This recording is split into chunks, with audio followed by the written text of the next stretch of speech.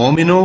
جب تم نماز پڑھنے کا قصد کیا کرو تو اپنے منہ اور کوہنیوں تک ہاتھ دھو لیا کرو، اور سر کا مسح کر لیا کرو، اور ٹخنوں تک پاؤں دھو لیا کرو،